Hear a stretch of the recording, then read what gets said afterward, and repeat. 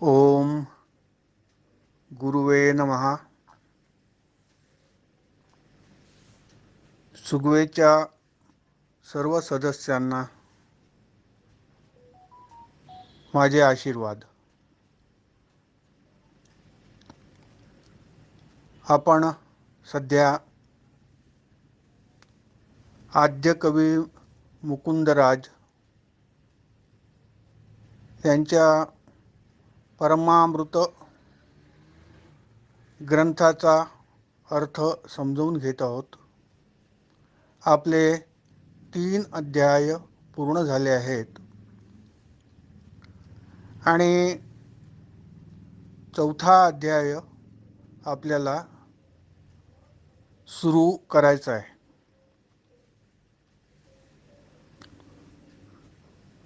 मी देखील हा ग्रंथ प्रथमच वाचतो आहे, पण मला फार मुद्देसूद आणि सुटसुटीत असा हा ग्रंथ वाटला. फार महत्त्वाचे मुद्दे तेवढे सांगितलेले आहेत, पाल्हाळ लावलेलं नाही आहे. नाहीतर मग अनेक ग्रंथ आहेत की तत्व एक असतं, ते समजावून सांगण्यासाठी 100 उदाहरणं देतात आणि ते 100 उदाहरणं देऊन मूळ तत्व बाजूला राहतं आणि ते उदाहरणं समजावून घ्यायला मग नवीन काहीतरी आणखी उदाहरणं द्यायची, असं सगळं पालढाळ सुरू असतं. अशी अनेक ग्रंथ असे लिहिण्यात आलेले आहेत.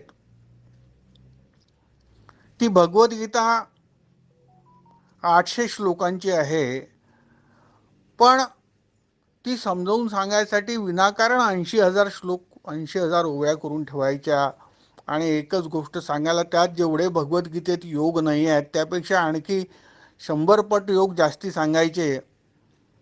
अशाही टीका भगवद्गीतेवरती लोकांनी म्हणजे आहे आपल्या साधू संतांनी करून ठेवले आहेत आणि भाषा अशी की ती फार क्लिष्ट झालेली आहे. त्यापेक्षा मला हा ग्रंथ ठीक आणि सुटसुटीत वाटतो, बरा वाटतो. पण अर्थात हे जे आहे सरते शेवटी शास्त्र आहे आणि शास्त्र असल्यामुळे आपल्याला काही काही शब्द आपल्यासाठी नवीन आहेत की जे प्रचलित नाही आहेत आपल्या रोजच्या बोलण्यामध्ये. त्याची आपल्याला माहिती करून घेणं अर्थातच आवश्यक आहे अध्यात्म शिकण्यासाठी. पण आता या चौथ्या अध्यायाला सुरुवात करण्याच्या आधी मला काही शब्द, काही विषय तुमच्याशी बोलायचा आहे. तो मी बोलतो कारण आपल्यापैकी बहुतेक जण आणि बहुतेक सर्वच जण याच संस्कारामध्ये वाढलेले असतात की देवाचं नामस्मरण करणं, स्तोत्र म्हणणं, मंत्र म्हणणं, पूजापाठ करणं, प्रार्थना करणं, आरत्या करणं आणि स्वाभाविकपणे हे संस्कार आपल्या आईवडिलांकडनं, गुरुजनांकडनं, ज्येष्ठांकडनं, मोठ्यांकडनं आपल्यावरती झालेले असतात. आणि आपले बहुतेक जेवढे गुरु म्हणून आहेत तेवढे सगळे गुरु आपल्याला कोणी दत्ताची उपासना सांगतं, कोणी आपल्याला रामाची उपासना सांगतं, कोणी कृष्णाची सांगतं आपल्याला उपासना, कोणी शंकराची उपासना सांगतं, कोणी देवीची उपासना सांगतं. निरनिराळ्या उपासना, निरनिराळे गुरु लोक आपल्याला सांगतात. आणि काही लोक गुरुची पण उपासना करतात, म्हणजे गुरुच्या समाध्या असतात मोठमोठ्या, त्याची उपासना करणारे आजकाल फार वाढलेले आहेत. आणि मग ते गुरुचे पोथ्या लिहिणारे लोक असतात, ते काहीतरी उपासना देतात, त्या उपासनेप्रमाणे लोक उपासना सगळं करत असतात. आणि अशामध्ये जेव्हा लोकांच्या कानी हे सगळं निर्गुण काय, निराकार काय, ब्रह्म काय आणि आत्मसाक्षात्कार काय, आत्मा काय, परमात्मा काय, जीवात्मा काय, असे थोडे शब्द कानावर आले अध्यात्माचे की ते लोक घाबरून जातात. हो, आम्ही कधी पाहिलंच नाही, ऐकलंच नाही, हे कसलं निर्गुण लावलाय तुम्ही, कसलं निराकार. हा काही देव आहे का, असं काही असतं का, हे कसलं ब्रह्म, नको नको, हे आम्ही आपले प्रापंचिक माणसं आहोत. आम्हाला आमचं रोजचं पूजापाठ आणि जे काही आम्ही ऐकतो, संस्कार चॅनेल लावतो आणि त्यावरती भजन कीर्तन डान्स ऐकतो, प्रवचन ऐकतो, साधू संतांची डान्स पाहतो, तर ते सर्व ठीक आहे. हा विषय आम्हाला काय आवडत नाही आणि फार कठीण आहे, क्लिष्ट आहे, नकोच आहे. आणि असं सामान्य मत होतं. कारण माझा तरी हा अनुभव आहे की ज्या कोण्या ठिकाणी बाहेर मी गेलो किंवा लोकांशी अनेक साधू साध्वींशी मी बोललो आहे, फार मोठ्या मोठ्या लोकांशी, म्हणजे पायलट बाबापासून तर कम्प्युटर बाबापर्यंत. आणि तुम्हाला माहीत असेल, फार मोठे योगी आहेत पायलट बाबा दिल्लीचे, त्या लोकांशी मी बोललो आणि माझ्या लक्षात आलं की या लोकांना काही घेणं देणं या विषयाशी, अध्यात्माशी नाही आहे. त्यांचा विषय योगाचा आहे किंवा त्यांचा विषय भक्तीचा आहे. आणि त्यांना हे जे ब्रह्मज्ञान किंवा आत्मज्ञानाचे विषय आहेत त्याच्याशी फार जास्ती काही कर्तव्य त्या लोकांना नाही आहे, असंच माझ्या लक्षामध्ये आलं. फक्त एक दोनच, फक्त एक रामकृष्ण मिशन आहे, चिन्मय मिशन, किंवा एक दोन चार कोणी संस्था असतील ज्या लोकांना थोडं हे जे वैदिक ज्ञान आहे ते जपून ठेवायचं आहे. आणि वैदिक ज्ञान आपलं असं आहे की ज्या ज्ञानामुळे आपला हा हिंदू धर्म इतर धर्मांपेक्षा वेगळा ठरतो. आणि आम्ही अनेक वेळा आपण बोलताना मी बोललो आहे आणि आपल्या सगळ्यांनाच माहिती आहे की जेव्हापासनं मानव सभ्यतेचा इतिहास आहे, अगणित वर्षापूर्वीचा, अत्यंत प्राचीन, अत्यंत अशा त्या प्राचीन काळचं, आणि तेव्हापासनं वेद जे आहेत ते अस्तित्वात आहेत, वेदवाणी अस्तित्वामध्ये आहे. आणि त्या वेदवाणी, वेदांचे चार भाग आपल्या सगळ्यांना माहिती आहेत. ऋग्वेद वगैरे, ऋग्वेद, यजुर्वेद, सामवेद, अथर्ववेद, हे सगळं भाग आणि त्याचं ज्ञान आपण आपल्या सगळ्यांना माहितीच आहे. आणि आपले जे वैदिक ऋषी होते, वास्तविक ते फार थोर सायंटिस्ट लोक होते. जसं आता आपल्या सुगवेच्या ग्रुपमध्ये सध्या जो आपला व्हॉट्सॲप ग्रुप आहे याच्यामध्ये फार मोठे मोठे सायंटिस्ट आहेत. डॉक्टर खेर आहे, त्यानंतर कुराडे साहेब आहेत, आपले घाडगे साहेब आहेत, आणि मोठे लोक आहेत. आणि काही डॉक्टर्स आहेत, विद्वान लोक आहेत, अजित कडकडेंसारखे उत्तम श्रेष्ठ महाराष्ट्रातले गायक आहेत फार या ग्रुपमध्ये. किंवा आपले एक अधिकारी पण आहेत. तर असा फार चांगला हा ग्रुप आहे. तर या हा सुगवेचा, आणि यात हे थोडंसं तत्त्व मला सांगावंसं वाटून राहिलं आहे की यात का थोडंसं असं अंतर पडलं. आपल्याला एक शास्त्र एक अमुक सांगतं, दुसरं शास्त्र अमुक सांगतं, असं का होत आहे. तर याविषयी थोडी चर्चा व्हावी म्हणून हा विषय मी इथे बोलतो आहे. तर आपल्या वेदांना हे लक्षात आलं सरते शेवटी की हा एकदा मानव जन्म झाल्यानंतर, आपण जन्माला आल्यानंतर आणि मग आपण किती वर्ष जगणार काय माहीत नाही. कोणाला 10-20 वर्षाचं आयुष्य लाभलंय, कोणाला 50-70 वर्षाचं, तर कोणाला 100-120, 125 वर्षाचं. आणि जे काही आयुष्य आपल्याला लाभलेलं आहे, मिळालेलं आहे, त्यामध्ये आपल्याला अनेक सुखदुःखाने आपलं आयुष्य रंगलेलं आहे. कधी सुख असतं, कधी दुःख असतं. का ते काय भाग्यवान असतात ज्यांच्यात सुखाचं प्रमाण जास्ती असतं आणि दुःखाचं फार कमी असतं. आणि त्यांना आपण दुर्दैवी म्हणतो की दुःखच फार जास्ती असतात आणि सुख फार कमी असतात. पण तुकाराम महाराजांची उक्ती आहे, सुख पाहता जवा पाडे, दुःख पर्वता एवढे. आणि खरं आहे. आता मी 1970 पासून ज्योतिषाचा अभ्यास आहे आणि हजारो जन्मपत्रिका पाहिलेल्या आहेत. या 70 म्हणजे आता 50 वर्षे झाली ज्योतिष पाहतो. आणि दरवर्षी 100 जरी आपण कमीत कमी म्हटलं तरी मी या 50 वर्षामध्ये 5-1 हजार पत्रिका पाहिल्या आहेत. अत्यंत श्रीमंत लोकांच्या पाहिल्या, अत्यंत गरीब लोकांच्या, सांसारिक दुःख, प्रापंचिक पैशाचे दुःख आणि रोग, काय काय सुख दुःख पाहिले आणि अनेकांचे मी ऐकले आहे.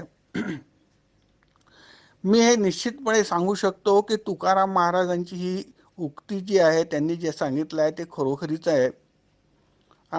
खरंच अत्यंत श्रीमंत लोक म्हणजे भारतामध्ये पहिले 5-10 लोक जे श्रीमंत आहेत त्यात त्यांचं नाव असावं, एवढ्या श्रीमंत घरचे लोक, पण त्यांनाही फार यातना आहेत.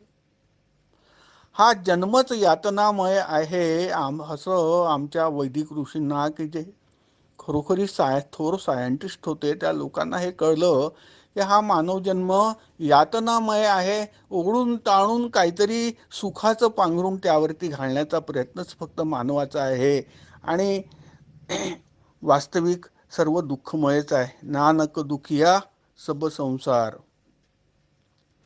मग याचं कारण हे जेव्हा सायंटिस्ट शोधून काढायला लागले तर त्यांच्या हे लक्षात आलं की 3च याला कारणं आहेत: अहंता, ममता आणि वासना.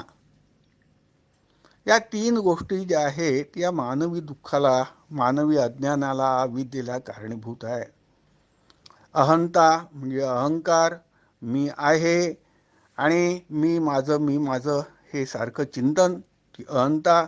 ममता म्हणजे माझं रक्ताचं नातं, माझा मुलगा, माझी बायको, माझी आई, माझे वडील, माझी जबाबदारी, माझं कुटुंब, माझे मित्र, ते माझं माझं म्हणून जे काही आपण त्याचे जे एकदा सांगितलं होतं की कशी ही वर्तुळ आपण तयार करतो, तर अशी ती ममता.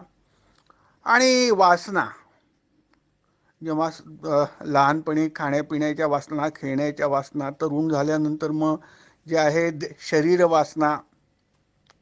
आपण जाणतो की जो फ्रॉइड नावाचा सायकोलॉजिस्ट होता, त्याचं म्हणणं असं होतं की एकदा तारुण्य आलं माणसाला की तो मरेपर्यंत 24 तास फक्त जे आहे त्याच्या डोक्यामध्ये वासना भरलेल्या असतात.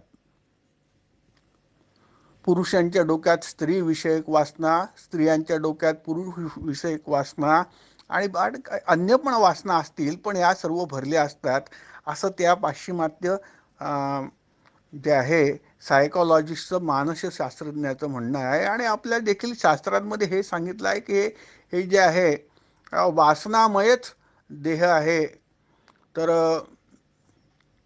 वासनेचा देह असंच म्हटलं आहे. तर हा या अहंता, ममता आणि वासना असलेला हा देह आहे आणि त्याच्यामुळे मानवाला दुःख आहे. आणि हे दुःख मग दूर करण्यासाठी अनेक प्रकारे जे आहे, जेव्हा आपल्या ऋषीमुनींनी त्यावर विचार केला, तर तेव्हा की खरोखरच अशा काही शक्ती आहेत का, असा देव कोणी आहे का, की जो हे सुख दुःख देत असतो माणसाला, माणसाच्या जीवनामधल्या ज्या काही घटना घडतात त्यांना सगळं नियंत्रण करणारा आणि घडवून आणणारा, सृष्टीमधल्या घडवून आणणाऱ्या घटना, असा कोणी ईश्वर आहे का. तर यावरती जे काही आमच्या ऋषीमुनींनी चिंतन केलं आणि त्यांचं त्यातलं जे फाइंडिंग होतं त्यातनं ते जे शोधून काढलं आणि त्यातनं हे सगळं जे आहे आमचं शास्त्र उभं झालं आहे, सर्व ज्ञान जे आहे हे लोकांपर्यंत सांगण्यात आलं आहे. आता मूळ जे आमचं शास्त्र आहे, वेदशास्त्र आहे, या वेदशास्त्रामध्ये ईश्वर काय आहे याविषयीची उपनिषदांमध्ये स्पष्ट आणि सगळी वैज्ञानिक अशी माहिती आहे. पण ती वैज्ञानिक माहिती अशी आहे उपनिषदांमधली की जी आता आपण रोज प्रवचनामध्ये सध्या बोलतो आहे, सांगतो आहे, की ज्याच्यामध्ये सहज माणसाला रुची काही निर्माण होत नाही. बऱ्याच लोकांना आपल्या शिक्षणाची काळजी लागलेली असते, कोणाला नोकरीची, काही घरातल्या जबाबदाऱ्या, अमुक तमुक काय काय असतं, कोणाला पैशाच्या अडचणी, तब्येतीच्या अडचणी, मुलांची लग्न झाली नाही आहेत, खूप खूप आम्ही लावून घेतलं असतं आमच्या मागे आणि ते सर्व एवढं डोक्यामध्ये असतं की सहजासहजी आमचं लक्ष यामध्ये जाऊच शकत नाही. आणि आमच्या ऋषीमुनींनी हे टाळलं होतं, हे समजावून घेतलं होतं की फार कठीण आहे, त्यांना खरंच परमात्म्याचं ज्ञान करून देणं आणि स्वतःची स्वरूपाची ओळख सर्व माणसांना करून देणं फार जे आहे कठीण आहे. मग यांचं दुःख कसं दूर होईल? कारण ही ओळख ईश्वराची झाल्याशिवाय, प्रत्यक्ष परमात्म्याला समजल्याशिवाय, जाणून घेतल्याशिवाय दुःख तर काही दूर होणार नाही. तर तरती शोक आत्मवित ही श्रुती आहे की जो आत्मवित आहे, ज्याला आत्मज्ञान झालाय, परमात्म्याचं ज्ञान झालाय, त्याचंच फक्त आयुष्यामध्ये दुःख दुःख दूर होऊ शकतं. इतरांचं होऊ शकत नाही. इतरांचा शोक दूर होऊ शकत नाही. ते संसारातच लागले राहणार आहे आणि दुःखामध्येच त्यांची शरीर यात्रा संपवणार आहे शेवटच्या क्षणापर्यंत. तरुण पण गेलं, वार्धक्य आलं आणि शेवटचे जे काही मरायच्या आधीचे 2-4-5 वर्ष असतात ते अत्यंत कठीण आणि त्रासदायक असतात. ते सर्व भोगूनच मनुष्य जो आहे इथून जाणार आहे. तर हे त्यांना माहिती असतं, त्यांना माहिती होतं. तर मग आता जेव्हा कुणाला हे वेदशास्त्र किंवा हे जे खरं ईश्वराचं स्वरूप आहे हे जाणून घ्यायचं नाही आहे, तर किंवा जाण्यासाठी फार कठीण आहे, क्लिष्ट आहे, मग अशा वेळेस काय करायचं? मग म्हणून आपल्या वेदशास्त्रांबरोबरच पुराणांची निर्मिती झाली. आणि मी थोडंसं स्पष्ट आणि कठोर बोलतो. कदाचित मी जे बोलतो आहे ते तुम्हाला कोणी साधू संतांनी सांगितलं नसेल, पण मी जे बोलतो आहे ते मला जे काही थोडंफार माझ्या गुरु महाराजांनी शिकवलं, थोडंफार माझं वाचन आणि ज्ञान आणि माझा जो अनुभव, सुखदुःखाचा प्रचंड अनुभव, त्याच्या आधारावर मी असं सांगतो की सर्व जे आमचे शास्त्र जे आहेत त्यांचा एकच उद्देश आहे की सर्व आमचे जे काही लोक आहेत, प्राणी मात्र किंवा विशेषतः मनुष्य प्राणी जो आहे, या माणसाला संसारापासून दूर ठेवलं पाहिजे. सर्व दुःखाचं आगर जे आहे हा सगळा संसार आहे. मग या संसारापासून दूर ठेवायसाठी वैदिक ज्ञान तर त्यांना समजून घ्यायचं नाही आहे, त्यांना झेपत नाही आहे, त्यांची बुद्धीच तिकडे वळत नाही. मग काय करायचं? त्यांची बुद्धी सारखी संसारामध्ये आहे. मग तुम्ही बघाल हा विषय की तुम्ही पंचांग जर काढून बघितलं असेल, तर कोणालाही विचारा तुम्ही किंवा तुम्ही स्वतः बघितलं असेल, पंचांगामध्ये रोजची तिथी असते, वार असतो, करण असतं, योग असतो आणि त्यानंतर जे आहे इंग्रजी तारीख आणि बाकीचं सगळं दिलं असतं. पण नंतर दररोजच्या पूजा दिल्या असतात.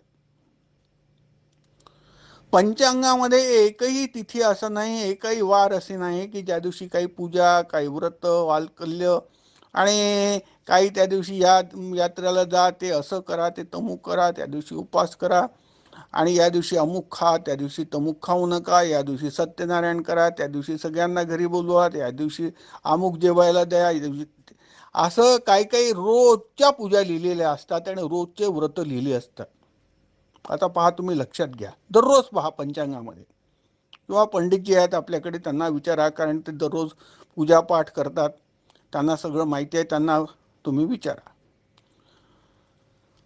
त्याचप्रमाणे लोकांना हे शिकवण्यात जातं की तुम्ही देवाची पूजा करा. आता देवाची पूजा आपली कोणी तासभर करतं, अर्धा तास करतं, 1 तास करतं. त्यानंतर तुम्ही प्रार्थना करा आणि तुम्ही तीर्थयात्रेला जाऊन या. तुम्ही देवळात जा. मोठमोठे इतके सुंदर आपल्या भारत देशामध्ये देऊळ बांधलेले आहेत. मग देवळात देवाची ये द्वारी बसावे घटकाभरी. घटकाभरी कशाला? आपले तासन तास बसले राहतात. त्याचप्रमाणे मग सत्संग करा, पंचांगात लिहिलेल्या पूजा करा, तीर्थयात्रा करा, देवाच्या देवळात जा, अमुक जा, तमुक जा. हे सगळं जे काही सांगण्यात आलं आहे याच्या मागचा जो काही हेतू आहे, हा हेतू खरोखरीच एकच आहे आमच्या या शास्त्रज्ञांचा किंवा वैज्ञानिकांचा किंवा ऋषीमुनींचा, की तुम्ही तुमचं चित्त थोड्या वेळ तरी संसारातनं काढा. तुम्ही काढलं नाही तर वेडे व्हाल या संसारामध्ये, मॅड होऊन जाल तुम्ही. हा दुःखदायकच संसार आहे. आणि मग त्यात गोडी लागावी. अहो, नाही वेदशास्त्र समजत ना, नाही उपनिषद वाचायचीत ना तुम्हाला, पण मग तेवढ्यासाठी मग त्या लोकांनी ह्या सगळे जे आहे पुराणं तयार केली. पुराणांमध्ये जी काही वैदिक तत्व आहे तीच सांगितली आहे. पुराणं काही वेगळी नाही आहेत, परंतु तीच वैदिक तत्व जी आहे ती अनेक प्रकारचे गोष्टी तयार करून कथा, कारण युद्धस्य कथा रम्या या कुठल्या किंवा कोणत्याही कथा ह्या रम्यच असतात. आणि म्हणून ज्या आहेत त्या सगळ्या रम्य कथा, मग रामायणाची, महाभारताची, भागवतामध्ये प्रचंड कथा आहेत. 18 ते पुराणात त्यामध्ये एवढ्या कथा आहेत की तुम्ही पुराणं वाचत बसा. आज कुठे चालले हो तर भागवत ऐकायला जातो आहे. किती तास? 3 तास. हो, 3 तास भागवत ऐकणं म्हणजे भागवतातनं काही देव मिळणार नाही आहे, पण 3 तास तुम्ही संसारापासून दूर राहाल ना तेवढे तुम्हाला सुख मिळेल. बस, खरा अर्थ हाच आहे. फार कठोर आहे, पण त्याच्या मागे तत्व मी सांगतो. कदाचित असं कोणी तुम्हाला एवढं उघड करून सांगणार नाही, पण मी तुम्हाला खरंच सांगतो की हेच तत्व आहे की सर्व आमच्या ऋषी मुनींनी आणि किंवा या हिंदू धर्मामध्ये अशी सगळी योजना केली आहे की तुमचं चित्त थोडं तरी या संसारातनं काढावं. आणि नेमकं तेच आम्ही करत नाही. आम्ही सदा सर्व काळ जे आहे आमच्या मनात काय या 3च गोष्टी व्याप्त असतात: अहंता, ममता आणि वासना.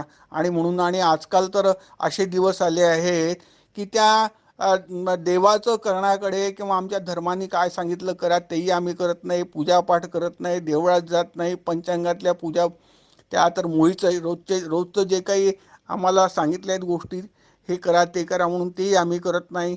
आमचं सगळं चित्त मोबाईलमध्ये, आमचं सगळं चित्त जे आहे एन्जॉयमेंटमध्ये, हॉटेलमध्ये मोठमोठ्या जाऊन खाण्यामध्ये, टी व्ही पाहण्यामध्ये, आपली करमणूक करण्यामध्ये आहे. आणि जेवढ्या ह्या गोष्टीत आपण सांसारिक गोष्टीत गुरफटतो आपलं मन आपोआप गुरफटल्या जातं आणि आम्ही कळत न कळत दुःखच भोगतो. हे मात्र आम्हाला कळत नाही. तर असं हे जे आहे हे शास्त्र आहे. आणि याच्यामध्ये पुराणांमध्ये ज्या काही आता खरं म्हटलं तर महाभारत व्यासांनी लिहिलेलं आहे. महाभारत व्यासांनी लिहिलं, त्याच व्यासांनी आणि आहे वेदांचे 4 भाग करून व्यवस्थित सगळ्या वेदांचे प्रकरण जे आहेत ते सगळे व्यवस्थित करण्याचं काम व्यासांनीच केलं. आणि ज्या व्यासांनी उपनिषद आणि हे वैदिक ज्ञान जे आहे ते सांगितलं, त्याच व्यासांनी महाभारत देखील लिहिलं, कथा देखील लिहिलेल्या आहेत आणि पुराणे देखील व्यासांनी लिहिलेली आहेत. तर मला असं म्हणायचं आहे याच्यामध्ये आजच्या जे प्रवचन जे काही आहे ते थोडंसं आपण जो विषय आपला आहे परमामृताचा तो सोडून वेगळं काही थोडं जे मी एवढ्यासाठी सांगतो आहे की या विषयी आपले वेद काय सांगतात. कारण आपलं अंतिम जे काही वेद आपण जाणतो की अपौरुषीय आहेत आणि आमच्या धर्माचा आधार आहे. आणि ज्या वेदांच्या आज्ञा आहेत त्या पाळल्या पाहिजे. या पूजापाठाबद्दल, उपासनांबद्दल, आराधनांबद्दल, प्रार्थनांबद्दल आमचे वेद काय सांगतात आणि वेदांनी जे आहे या बाबतीत काय मार्गदर्शन केलं असं मला आजच्या या प्रवचनामध्ये थोडंसं माझं प्रवचन लांबणार आहे आज, पण जेवढं होईल तेवढ्या कमी वेळामध्ये मी सांगायचा प्रयत्न करीन. तर आपण वेदांची आज्ञा आहे काय आहे, ते वेदांनी देवाबद्दल काय वेद बोलले आहेत ते थोडं आपल्याला समजून घ्यायचं आहे. आपण केनोपनिषद पाहू. केनोपनिषदामध्ये, या उपनिषदामध्ये पहा, वेद आम्हाला देव काय आहेत आणि देव काय नाहीत ते समजून सांगत आहेत. तर याच्यामध्ये केनोपनिषदामध्ये पहिला खंड आणि पहिल्या खंडातलं 4थी ऋचा आहे, 4था मंत्र आहे. मला काही एवढं संस्कृत जास्ती येत नाही, थोडंफार येतं, तर काही माझी चूक झाली तर मला माफ करा, पण मी वाचून संस्कृत पाहतो. यद वाचान अभ्युदितम येन वाक अभ्युद्यते. आता या केनोपनिषदातल्या ह्या खंडातल्या चौथ्या रुचेमध्ये, चौथ्या मंत्रामध्ये म्हटलं आहे, यद वाचान अभ्युदितम. म्हणजे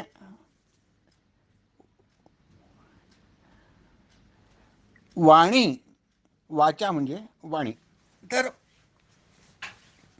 वाणी ज्याचं वर्णन करू शकत नाही, वाणीमुळे ज्याचा अभ्युदय होत नाही, वाणीमुळे ज्याचं वर्णन होत नाही, यद वाचान अभ्युदितम येन वाक अभ्युदते,